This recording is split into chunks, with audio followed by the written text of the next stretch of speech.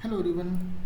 जैसा कि आप लोगों को पता है कि मैं इंडियन कॉन्स्टिट्यूशन के आर्टिकल्स को कर रहा हूँ। और लास्ट क्लास हम लोगों ने आर्टिकल 20 किया था। आज हम लोग आर्टिकल 21 करेंगे।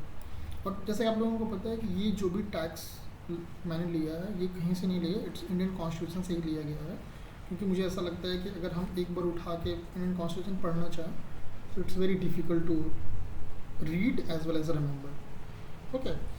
तो मेरा ये है कि हर वीडियो में एक आर्टिकल रहेगा।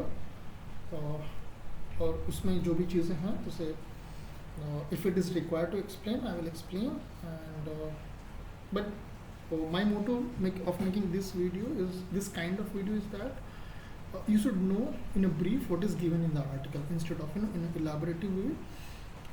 I'm also doing Indian Polity by M. Lakshmikant. वो चैप्टर वाइज में कर रहा हूँ, वहाँ पे काफ़ी डिटेल में दिया हुआ है। और उसमें लक्ष्मीकांत में मैं कोई भी चीज़ छोड़ नहीं रहा हूँ। जो भी चीज़ें दी हुई हैं वो सारी की सारी चीज़ें मैं स्लाइड में ले रहा हूँ, so that if you are watching that you are not going to miss anything which is given in the Lakshmikant. And if you're watching that lecture series, I can damn sure there's no need to read the book again. Okay, if you have interest to read again you can read, but I think is not required. Okay, so with this lecture series you just watch once, so that you'll get idea what is given in the articles. So when you are reading or if you are watching that lecture series, it will be very easy to understand what is given there. Okay, so fine. So what article 21 says, देखिए इसका जो सबसे important जो tax है bold में दिया हुआ यहाँ पे, it is about protection of life and personal liberty. Okay, इसको ऐसे भी बोलते हैं right to life and personal liberty, ऐसा भी इसको बोलते हैं। ओके, एंड देखिए इस कॉन्स्टिट्यूशन में इतना ही दिया हुआ है जो यहाँ स्लाइड में देख रहे हो, बट जब मैं लक्ष्मीकांत में इस चीज़ को कराऊंगा this is very big list है ना, सम 30-40 type of rights is given, like right to privacy, right to food, a lot of thing is given. Okay, right to go to foreign, okay, this lot of thing is there. So as of now you just remember this. Okay, and just wait for when I will do fundamental rights.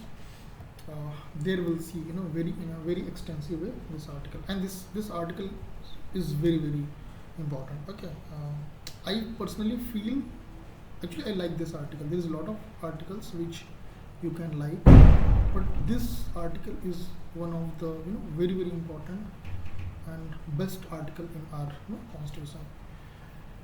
Why I'm saying this, those who are watching, you just go, if you have Lakshmikant, you just go directly read this article from that book, then you will understand why I'm saying this. Okay, but otherwise you can wait. I will reach soon till fundamental right, then we'll see in a very extensive way. Okay, so protection of life and personal liberty, what is the meaning of that? No person shall be deprived of his life or personal liberty except according to procedure established by law. ठीक है, मतलब वही कहने का मतलब है कि जो भी पर्सन है, ठीक है, वो उनकी जो जैसे जीने के लिए जो भी चीज़ें रिक्वायर्ड हैं और उनकी लिबर्टी, वो चीज़ें दी जाएंगी एक्सेप्ट, मतलब जो प्रोसीजर इस्टेब्लिश्ड बाय लॉ। जैसे कुछ ऐसा नहीं कि आप which is not given, which is not allowed by constitution, and you are doing that since you are living in India. It's not like that. Okay, so you have to follow the law as well as you have to जो आपकी liberty है उसको आपको enjoy करना है, and obviously आपको अपनी life जीना है। ठीक है, तो ये जो लाइफ है, इस लाइफ में you can, if I say in layman, you can say that जीने के लिए जो भी चीज़ें होती हैं वो सारी लिबर्टी इस आर्टिकल में एक तरह से है।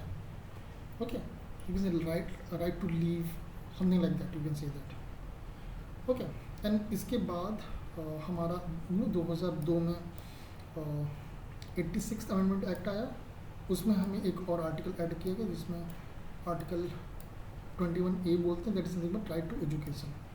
ठीक है, जब हमारा कॉन्स्टिट्यूशन बना था तो ये आर्टिकल नहीं था, बाद में इसको ऐड किया गया क्या चीज़ ऐड किया गया, the state shall provide free and compulsory education to all children of the age of 6 to 14 years in such a manner as the state may by law determine। ठीक है, अब इसमें 2002 में ये आर्टिकल ऐड किया गया जो कि क्या है, राइट टू एजुकेशन। अब इसमें क्या है कि स्टेट मतलब गवर्नमेंट एंटिटी की बात हो रही है, ओके। अब स्टेट क्या है वो आप स्टार्टिंग में जाके आप आर्टिकल 14 से पहले आर्टिकल 13 वगैरह देखो, वहाँ पे आपको समझ में आ जाएगा what is meaning of state. यहाँ पे मैं नहीं बताऊँगा। आप एक तरह से ये बोल सकते हो कि गवर्नमेंट, ओके, गवर्नमेंट या government entity, whether it is state government और whether it is central government. जो हमारे 6 से 14 साल के बच्चे हैं इनको फ्री एंड कंपल्सरी एजुकेशन देना है, ठीक है। एंड कैसे देना है, manner in a manner as state में बाई लॉ डिटरमाइन। अब उनको जैसे करना है प्राइमरी एजुकेशन के रूप, प्राइमरी स्कूल में देना है, फिर जैसे भी उनको पढ़ाना है, ठीक है।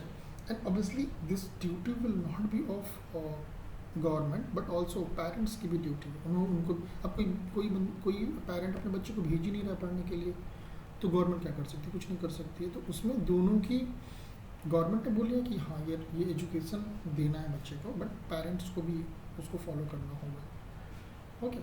सो this has been added by 86th Amendment Act, okay। So this is nothing but Article 21। Thank you।